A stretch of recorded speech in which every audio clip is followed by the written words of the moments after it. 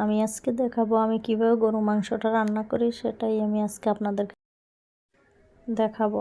আসসালামু আলাইকুম সবাইকে। সবাই কেমন আছেন? আশা করি ভালো আছেন। আমি আলহামদুলিল্লাহ ভালো আছি। তো আমি দেখুন গরু মাংসটা ভালো করে ধুয়ে নিচ্ছি। এখানে আদা রসুন পেস্ট দিয়ে দিচ্ছি।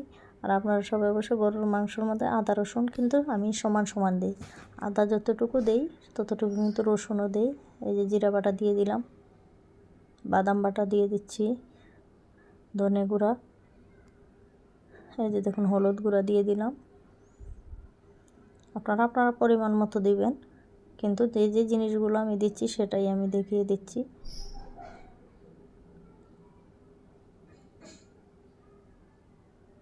টক দই দিব, আর অবশ্য বাদাম বাটা দিবেন। 2-3 রকমের বাদাম একসাথে বেটে রেখে দিবেন, পোস্তদানা বাটা বেটে রেখে দিবেন। একদম বিয়েবাড়ির মতো রান্না হবে। টক দই দিয়ে দিব, টক দই দিয়ে ধনিয়ার গুঁড়ো দিয়ে দিলাম। সব মশলা দিয়ে আমি এখন ভালো করে মেখে 15 থেকে 20 মিনিট রেখে দেবো, বেশি সময় রাখবো না। তো সবার লাস্টে আমি টক দইটা দিয়ে দিচ্ছি। আর আমি সব কিছু আপনাদেরকে বলে দিচ্ছি। আর এই যে পেঁয়াজ কাটা দিয়েছি, আপনারা চাইলে পেঁয়াজটাকে পোতা দিয়ে আদা ছেঁচা করে দিলে আর বেশি ভালো হয়।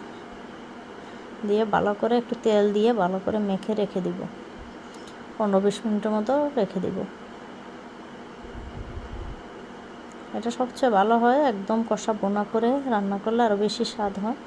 আর আমাদের যেহেতু একটু ঝোল খেতে ওরা পছন্দ করে, সেজন্য আমি একটু ঝোল ব্যবহার করি।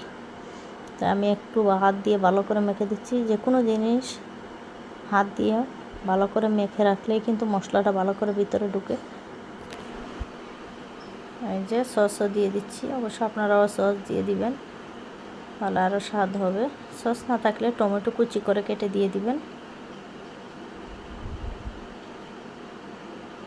আমার মাখানো হয়ে গেছে, এখন আমি রেস্টে রেখে দিচ্ছি। আর এই পাশে আমি এলাচি, দারচিনি, তেজপাতা আর এই পেঁয়াজটাকে বেরেস্তা করে নিব। দেখুন আপনারা এরকম পেঁয়াজ বেরেস্তা করা যদি বাটি ভরে রেখে দেন, তাহলে সেটা কিন্তু গুঁড়া করে দিয়ে দিতে পারেন।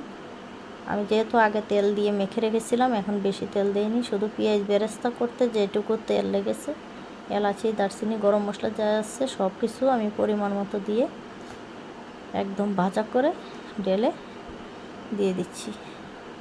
দিয়ে এই যে কষানো তো বসিয়ে দিলাম, একটু পর পর এসে একটু নেড়ে দিই। আর যেহেতু আমার বাসায় গ্যাসের একটু প্রবলেম, রান্না হতে কিন্তু একটু দেরি হয়ে যায়, আমি একটু পর পর এসে নেড়াচাড়া করে দিচ্ছি। আর ক্যামেরাতে কেমন কালার আসতেছে সেটা আমি বুঝতে পারতেছি না। আর এখানে এখন কষানো হয়ে গেছে, আলুগুলো দিয়ে দিচ্ছি।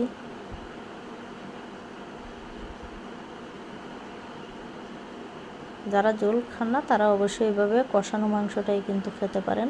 আলু দিয়ে চুলা কমিয়ে ডেকে রাখবেন, একটু পরপর নাড়াচাড়া করে দিবেন, সেটা খেতে কিন্তু আরও মজার হয়। একদম আপনারা বিয়েবাড়ির টেস্ট পাবেন। আমি আবার একটু ভালো করে নেড়েচেড়ে রেখে দিচ্ছি। ওখানে আমি একটু গরম পানি করে নিলাম। অবশ্যই আপনারা গরম পানি ব্যবহার করবেন মাংসের মধ্যে, ঠান্ডা পানি দিলে কিন্তু এটা স্বাদটা চলে যায়। আমি গরম পানি দিয়ে জল দিয়ে দিচ্ছি।